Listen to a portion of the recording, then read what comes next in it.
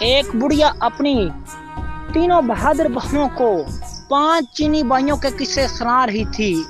ایک دفعہ کا ذکر ہے، چین کے دور دراز گاؤں میں 5 چینی بھائی سمندر کے کنارے ایک چھوٹے سے جھونپڑے میں اپنی ماں کے ساتھ رہتے تھے۔ وہ سب ہم شکل تھے اور بالکل ایک جیسے دکھتے تھے۔ ان سب چینی بھائیوں میں کچھ ایسی خصوصیات تھی جو اور کسی میں نہیں تھی۔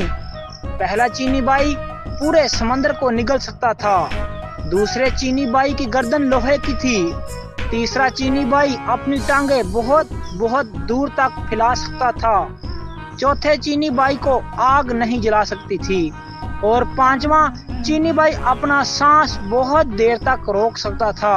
ہر صبح پہلا چینی بھائی سمندر پر مچھلیاں پکڑنے جاتا تھا اور شام تک جتنی مچھلیاں پکڑتا تھا ان کو بازار میں جا کر بڑی اچھی قیمت پر بیچ دیتا تھا۔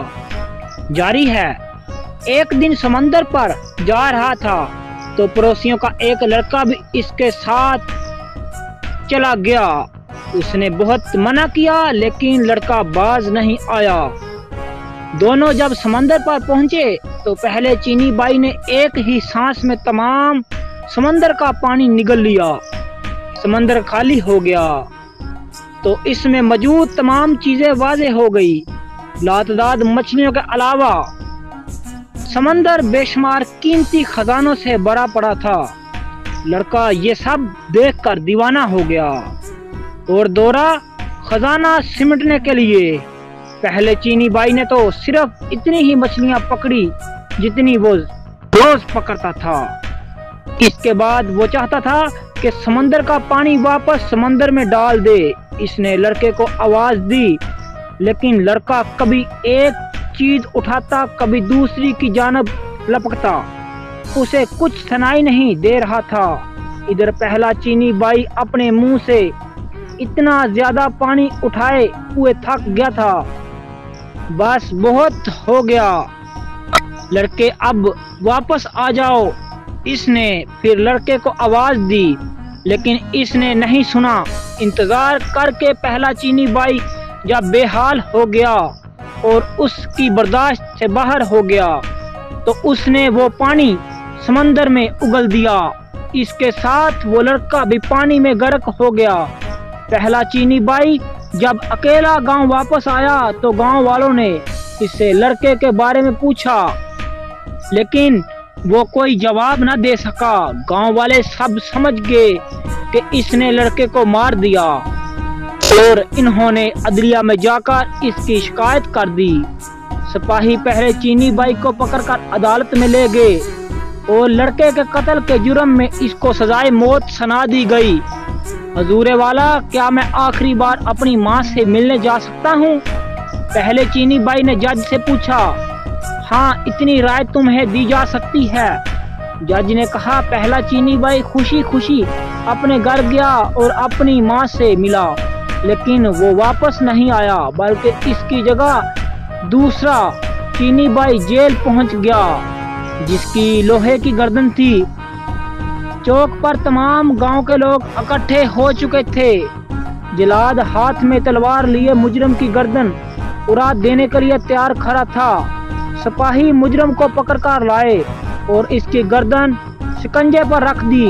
جلاد آگے بڑھا اور پوری قوت سے تلوار مجرم کی گردن پر ماری لیکن دوسرا چینی بھائی مسکراتا ہوا اٹھ کھڑا ہوا۔ چونکہ اس کی گردن لوہے کی تھی اسی لیے تلوار نے اس پر کچھ اثر نہیں کیا۔ یہ دیکھ کر گاؤں کا ہر شخص سخت برہم ہوا اور اس کو مارنے کے لیے کچھ اور طریقہ سوچا جانے لگا۔ تو جج نے فیصلہ کیا کہ اس کو سمندر میں ڈبو کر مارا جائے۔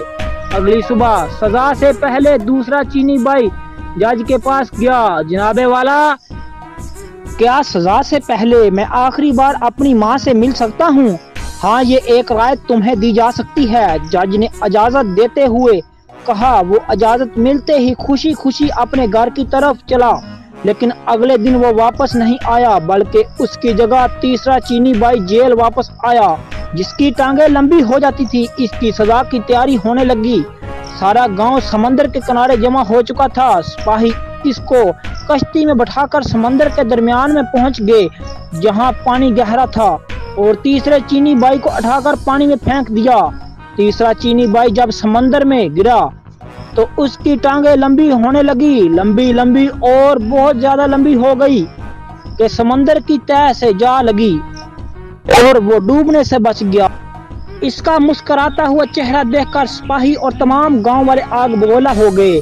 اس بار انہوں نے فیصلہ کیا کہ مجرم کو آگ میں جلایا جائے۔ اگلی صبح وہ جج کے پاس گیا۔ حضور والا، کیا میں آخری بار اپنی ماں سے مل سکتا ہوں؟ ہاں، تمہیں اتنی رعایت دی جا سکتی ہے۔ جج نے نہ چاہتے ہوئے بھی اس کو اجازت دے دی۔ وہ خوشی خوشی اپنے گھر کی طرف دوڑا، لیکن ماں سے مل کر وہ واپس نہیں آیا، بلکہ اس کی جگہ چوتھا چینی بائی واپس آیا۔ گاؤں والے چوک پر جمع ہو گئے اور سپاہیوں نے آگ کا ایک بہت بڑا الاؤ دھکایا جس کے شعلے آسمان کو چھو رہے تھے۔ پھر چوتھے چینی بائی کو اس آگ میں دھکیل دیا گیا۔ کتنا سکون مل رہا ہے! چوتھا چینی بائی مسکراتے ہوئے بولا، کیوں نہ کہ اس کو آگ جلا نہیں سکتی تھی؟ آگ اور تیز کر دو۔ لوگوں نے چلا کر سپاہیوں کو کہا اور انہوں نے آگ اور زیادہ تیز کر دی۔ بڑا مزہ آ رہا ہے، چوتھا چینی بائی خوشی سے بولا۔ گاؤں کے لوگ یہ دیکھ کر سیخ پا ہو گئے۔ پھر انہوں نے فیصلہ کیا کہ اسے بدبودار جگہ پر بند کر دیا جائے تاکہ دم گھٹنے سے مر جائے۔ اگلی صبح چوتھا چینی بائی جج کے پاس گیا۔ حضور والا، کیا ایک آخری بار میں اپنی ماں سے ملنے جا سکتا ہوں؟